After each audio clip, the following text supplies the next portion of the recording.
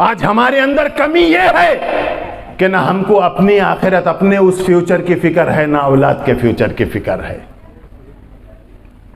زندگی 60-70 سال کی، نہیں معلوم اور کون جلدی جاتا، کون پہلے جاتا، کون بات، کچھ بھی نہیں معلوم ہے۔ لیکن کیا کبھی ماں اور باپ دونوں بیٹھ کر یہ سوچے کہ صاحب ہماری زندگی کا بھروسہ نہیں، بچوں کا فیوچر کیسا بنے گا، دین ان کی زندگی میں کیسا آئیں گا، ہوں گا نہیں ہوں گا، کچھ بھی اس کی فکر کریں؟ نہیں کرے۔ موت سر پر آ گئی، قبر میں پیر ہیں، تو بچوں کے دنیا کی فکر تو ماں باپ کو رہتی، دین کی فکر نہیں رہتی۔ ام کنتم شہداء اذ حضر یعقوب الموت۔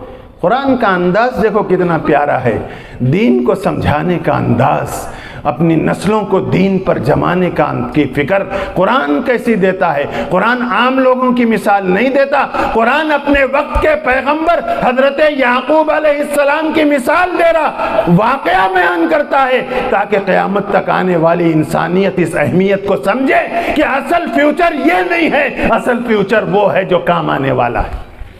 یہاں تو پڑھا لکھا کیا، جاہل بھی سی ایم بن جاتا، یا جاہل بھی کروڑ پتی بن جاتا، پڑھے لکھے جھاڑو دیتے، جاہلاں کہاں کی پہنچ جا رہے ہیں۔ یہ دنیا یہ ہاتھ کا میل ہے، آج اس کے ہاتھ میں کل اس کے ہاتھ میں۔ تو ایمان والوں کو اس فیوچر کی فکر نہیں ہوتی، اس فیوچر کی فکر ہوتی ہے۔ حضرت سلیمان علیہ السلام جو پیغمبر بھی تھے اور بادشاہ بھی تھے، پیغمبر بھی تھے اور بادشاہ بھی تھے، اللہ تبارک و تعالی نے ان کے سامنے تین چیزیں رکھی، سامنے تین چیزیں رکھی، تینوں میں سے ایک لینا ہے آپ کو۔ کیا؟ ایک تو اللہ نے دولت رکھی سامنے، اور دوسرے اللہ نے حکومت رکھی، اور تیسرے اللہ نے علم رکھا۔ علم بولے تو معلوم آپ لوگوں کو،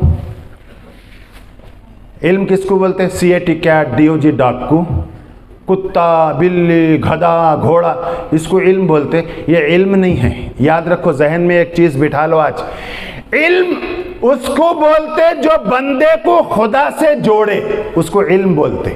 یہ جو اسکولوں میں جا رہے ہیں یہ علم نہیں ہے، یہ معلومات ہے کہ صاحب انجینئر بنے تو معلومات مل گئی، اب کنسٹرکشن کرنا ہے تو اینٹ کتنی، ریتی کتنی، سیمنٹ کیسی، لوہا کیسا، معلومات ہے یہ، اس کا نام معلومات ہے۔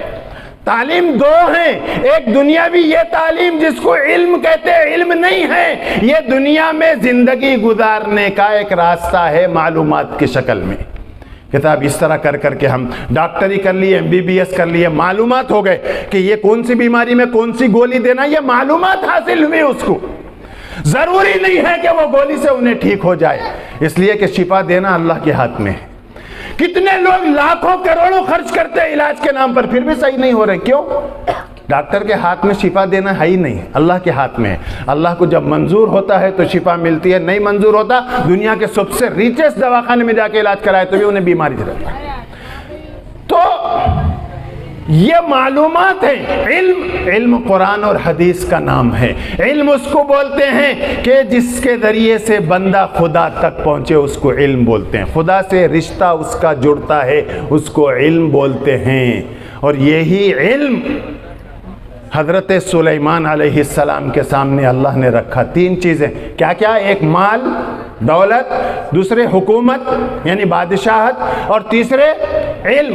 فرمایا کہ ان تینوں میں سے آپ کو جو پسند ہے وہ ایک لے لو بلے۔